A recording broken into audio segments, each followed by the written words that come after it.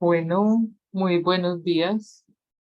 Soy Lía Isabel, eh, soy la coordinadora del Grupo de Investigación Aliados con el Planeta de la Corporación Académica Ambiental y el tema que quiero compartir con ustedes es la importancia del suelo en la salud humana. Soy ingeniera agrónoma y magíster en gestión ambiental. Eh, Mi trabajo lo desempeño pues en la Universidad de Antioquia y en la Corporación Académica Ambiental. Entonces podemos dar inicio pues a esta conversación, a este compartir y les quiero contar que en estas imágenes podemos ver de manera muy sencilla un asunto muy interesante que tiene que ver con la segunda ley de la termodinámica. Sencillamente es que si tenemos estos naipes y los tiramos hacia arriba, ellos caen generalmente, por no decir siempre, de manera desordenada. Nunca, creo yo, caerían de la manera como lo vemos en la imagen derecha. O sea, no caen ordenados.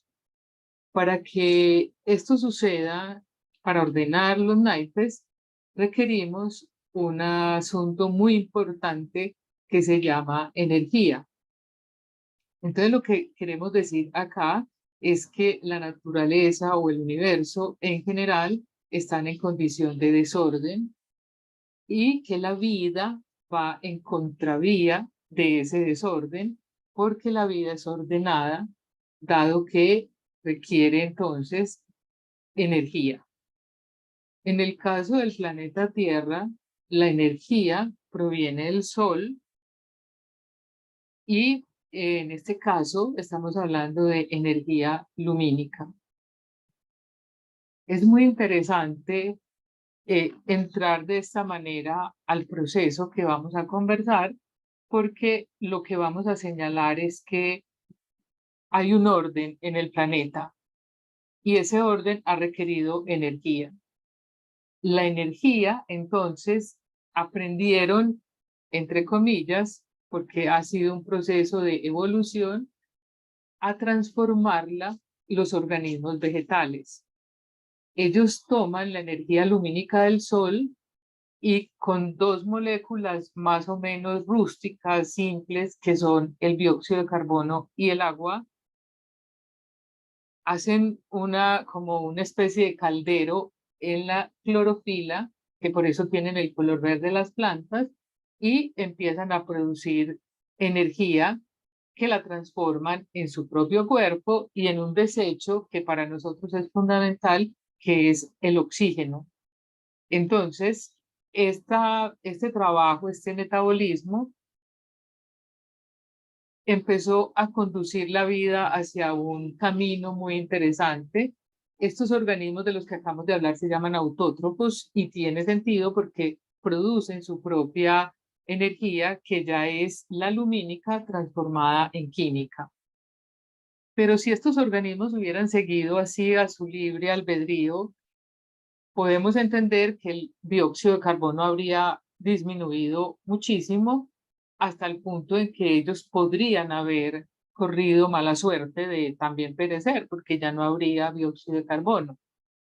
En esa medida, entonces, la naturaleza sigue evolucionando y como hay oxígeno, ya lo dijimos de dónde salió, y hay energía química concentrada en estos organismos, aparecen otros organismos que tienen la necesidad de depender de la energía química que está en los vegetales y del oxígeno que han evacuado los vegetales hacia la atmósfera. Y entonces a estos otros organismos los llamamos organismos heterótrofos. ¿Por qué? Porque tienen que depender de otros para tener su energía.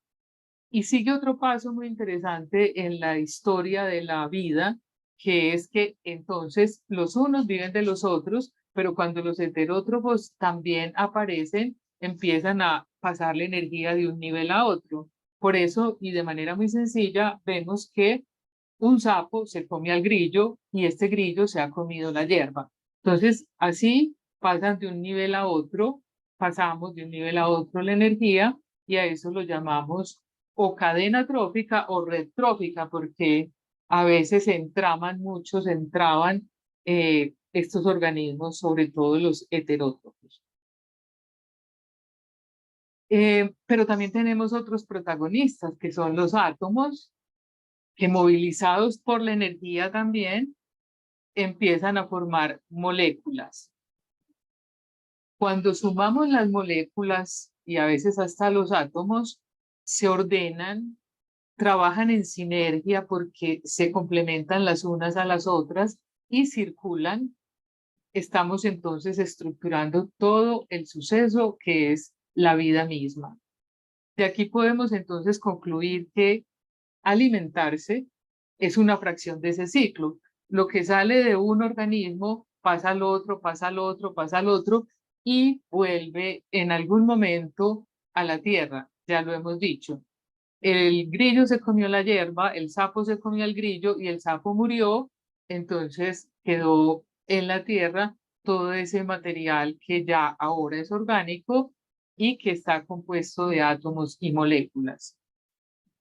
Pero hay una cosa muy interesante y por eso yo les traigo la invitación esta de tener acá la tabla periódica, porque todos esos elementos, de una forma u otra, en una cantidad mayor o en otra cantidad menor, pasan a formar todo lo que somos los organismos vivos. Entonces, todos esos elementos se conjugan y es cuando aparece la vida. Acá a mí me encanta esta fotografía de la bicicleta presentándonos un alimento porque estamos llamando la atención de la movilidad de los ciclos, de los átomos, de las moléculas y de la manera como pasan de un nivel a otro nivel. En el acto de alimentarse, los organismos heterótrofos entonces pasan la energía y los nutrientes a los organismos, perdón, los organismos autótrofos lo pasan a los organismos heterótrofos a través de procesos físicos y químicos. Y toda esa cantidad de procesos, el hecho, por ejemplo, de que el grillo se coma la hoja, de que pase por su tracto digestivo, se vuelva grillo, se vuelva huevos, etcétera, produce un resultado que es un grillo sano, un grillo cambiando de esqueleto, en fin, pero también unos desechos, que a ese proceso lo llamamos metabolismo. Y les pongo ahí en el texto en pequeñito, tomados del suelo, del agua, de la atmósfera, los nutrientes, porque el suelo es en realidad un lugar muy importante para que la vida florezca, porque tiene muchos nutrientes, pero también hay animales y vegetales que viven en el agua y también en la atmósfera. Por ejemplo, la orquídea es un caso muy lindo de este último tema de la atmósfera, porque la orquídea vive, o por lo menos la cataleya, que es nuestra flor nacional, vive agarrada de los troncos, pero sus raíces están cogiendo de la atmósfera los nutrientes que ella requiere.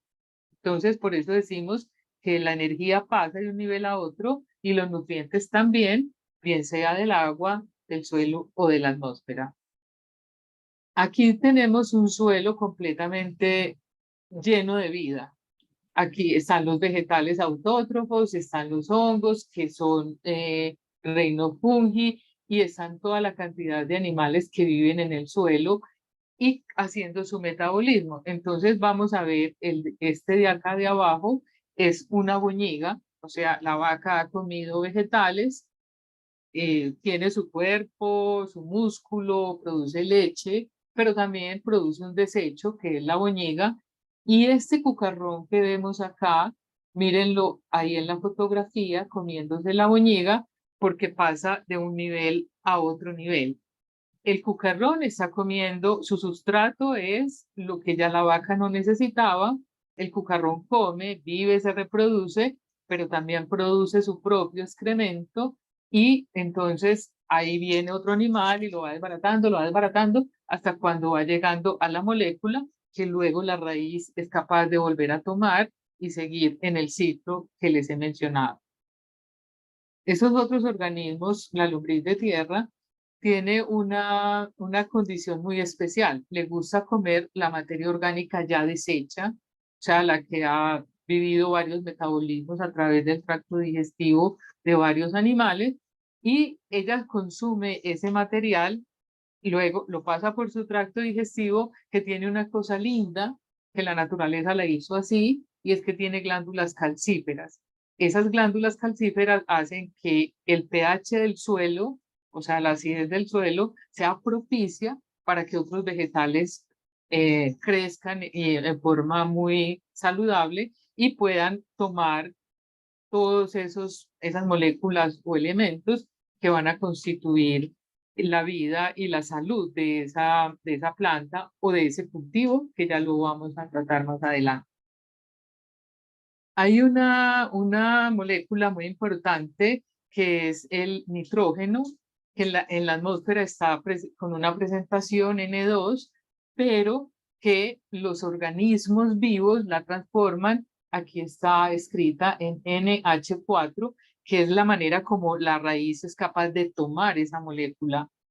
Estos organismos, miren, este es un cultivo de lupinus, esta es la flor del lupinus, y esta es la raíz que está albergando el organismo, que en este caso es una bacteria, y que es capaz de descomponer el N2 en NH4.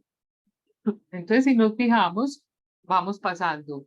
Esta bacteria, ese nitrógeno hace parte de la proteína que luego nosotros consumimos como frijol o como arveja, en fin. En esa medida, y como nuestro tema es la importancia del suelo en la salud humana, podemos decir entonces qué es la calidad de suelo, o sea, por qué es importante tener en cuenta este tema. Entonces, la calidad de suelo es la capacidad del suelo de estar saludable dentro de unos límites naturales o manejados, y es muy importante sostener la productividad de las plantas y de los animales, manejar mejor la calidad del aire, porque acuérdense que que ellas liberan oxígeno cuando hacen la fotosíntesis, la calidad del agua también, pero miren lo importante, sostener la salud humana y del hábitat. Por eso traía la tabla periódica, porque sostener la salud humana quiere decir nutrirnos con todos los elementos que requerimos como seres vivos. Entonces, esa es la calidad de suelo. Cuando tenemos un suelo en estas condiciones, estamos teniendo una muy buena calidad de alimentos. Y miren que no es cosa de poca monta. Dentro de los objetivos del desarrollo sostenible que nos llevan a la Agenda 2030, se exige un nuevo enfoque alimentario. Miren qué tan importante, que considere, además de que haya suficiente alimento, que sean inocuos y nutritivos. Y esas dos palabritas, guárdenlas porque las vamos a ir desarrollando paulatinamente. Aquí tenemos, y solamente en esta gráfica quiero resaltar unos poquitos aspectos. Esta es la manera como en agronomía valoramos la calidad del suelo. Entonces, solamente voy a pedir que nos enfoquemos, porque ya les hablé de el pH. Acá tenemos el pH en una huerta. En el año 1988 se hizo un análisis de suelo y miren, el pH estaba en 4,5, es decir, un pH muy ácido, pero con la aplicación de materia orgánica, y entonces ya van ustedes entendiendo la importancia de todo ese material para poder hacer los ciclos de los nutrientes y que el cultivo, la planta esté muy sano. Pero resulta que este pH no les viene muy bien a las plantas. Entonces, con la aplicación de materia orgánica, 10 años después, el pH subió a 6,4. Y un cultivo está muy bien, muy sano, cuando se acerca el suelo a la neutralidad. Entonces, miren, aquí como con un suelo orgánico hemos logrado subir el pH hasta un punto donde para el cultivo sea más apropiado. Otros 5 años después, ya el pH era de 6,6. Entonces, por ahí estamos diciendo, los nutrientes, esos ciclos que se están dando, son fundamentales para que el producto, los frutos que nos vamos a comer, estén en una muy buena condición. Vamos a coger un poquito el magnesio, que a mí me parece que es un elemento que hemos traído a menos.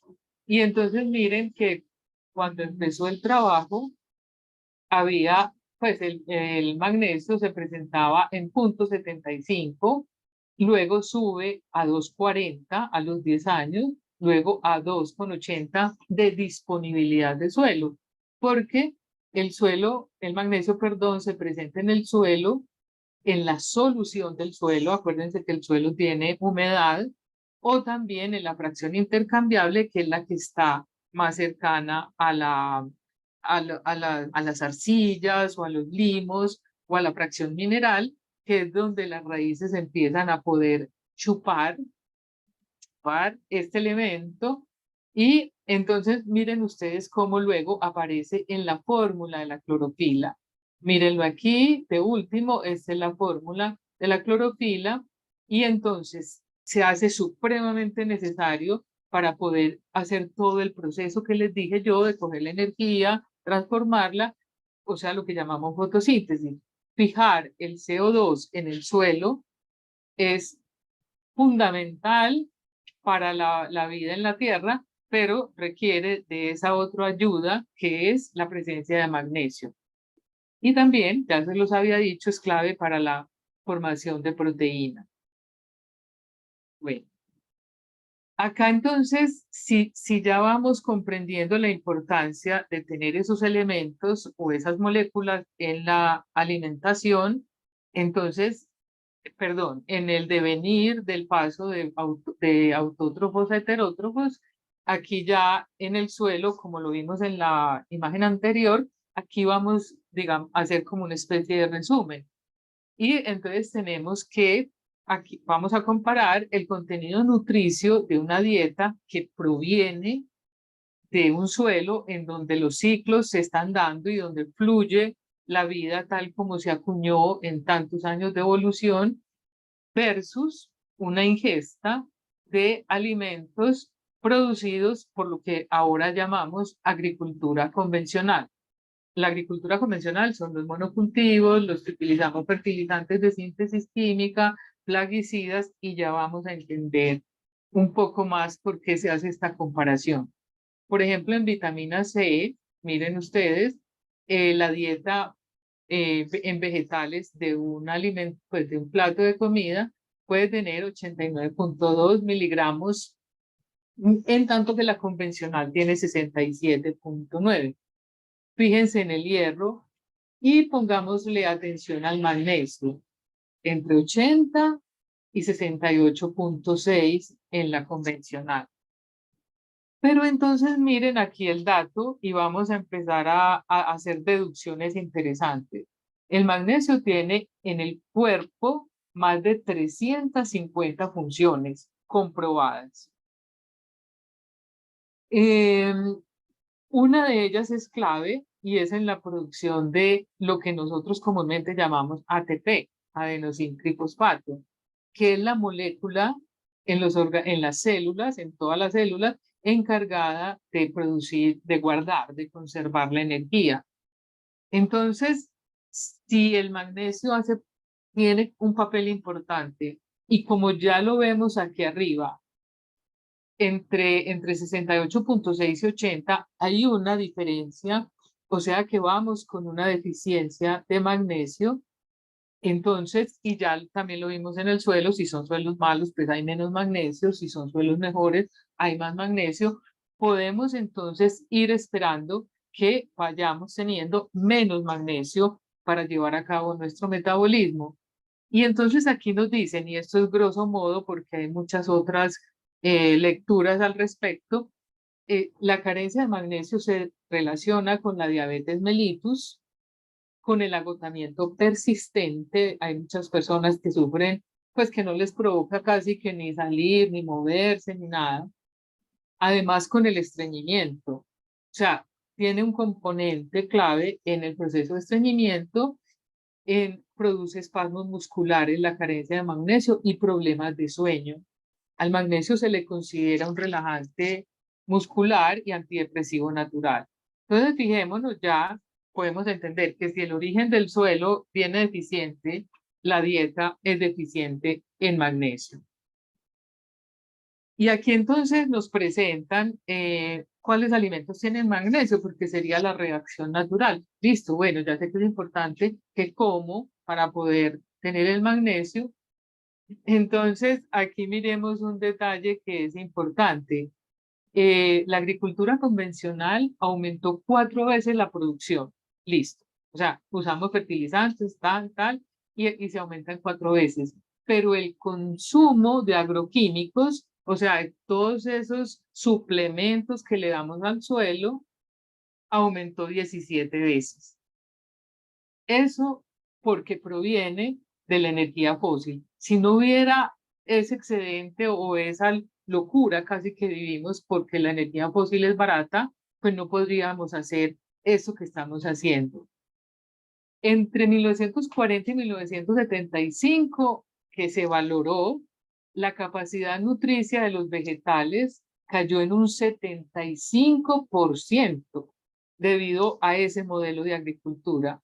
Entonces, no tenemos mucho magnesio, tenemos deficiencia de magnesio y de otros elementos. Yo traje como ejemplo el magnesio, pero, y miren ustedes, la pobreza incrementó entre el 40 y el 80%. La malnutrición es un componente del hambre encubierto y la malnutrición, digamos que tiene dos fuentes para que suceda.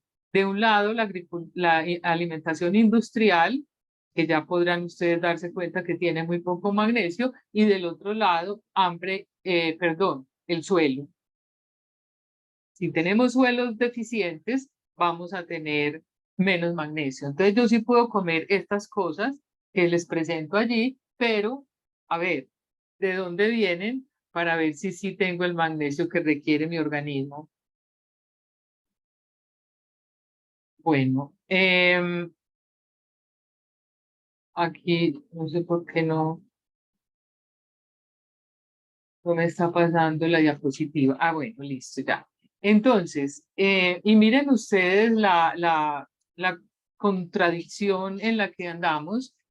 Mandamos entre el 60 y el 65% de los residuos orgánicos a los rellenos sanitarios y allí es donde podría haber un magnesio que podamos rescatar para el suelo cuando compostar, y abajo las 3 gráficas ustedes las pueden valorar, lo que sale de la comida, guardarlo en un recipiente que ya los venden en el mercado, puede ser otro más rústico, lo que sea, pero eso queda transformado y miren aquí la calidad, pues el suelo que se extrae y entonces decimos, yo no mando el magnesio al agua para que se lo lleve el río como una banda transportadora, sino que se lo vuelva a poner al suelo para que continúe en los ciclos de los que les hablé inicialmente. Aquí tenemos entonces la salud de los seres vivos y de la humanidad no está desconectada de la energía que el sol provee, ¿cierto? Ni de los nutrientes que circulan por la naturaleza. Así se fundamentó la bioquímica de la vida. O sea que cuando la alteramos, cuando tenemos que ir al almacén a comprar, por ejemplo, urea o otros complementos, nosotros estamos alterando esa bioquímica de la vida y es la mejor forma para enfermar. Miren ustedes, los suelos con alto contenido de materia orgánica, que ya lo vieron, abundarán en cadenas y redes tróficas y eso propicia el equilibrio inestable y dinámico que es consustancial a la calidad de suelo como organismo. Pero, y aquí es muy importante poner atención, que muchas investigaciones han evidenciado que la utilización de fertilizantes de síntesis química dañan el balance, dañan las propiedades físicas, químicas y fundamentalmente biológicas, creando desbalances nutricionales con la consecuente merma, miren que esto es importante, en la resistencia de los vegetales a plagas y enfermedades.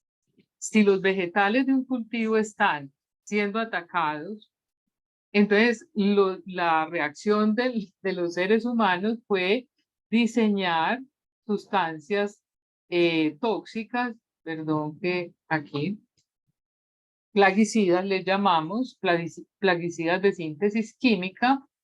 En este caso, o sea, y hay muchas familias de plaguicidas, están los organocorporados, los organoclorados, los neonicotinoides, los nicotinoides, o sea, hay una cantidad de familias que, que nos están ayudando a matar los insectos y a matar las plagas y las enfermedades.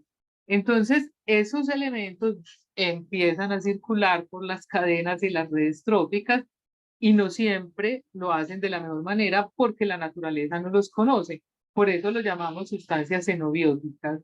Miren acá, por ejemplo, los organofosforados se sabe que están en una relación directa con la depresión y hay quienes también los relacionan con los eventos de suicidio.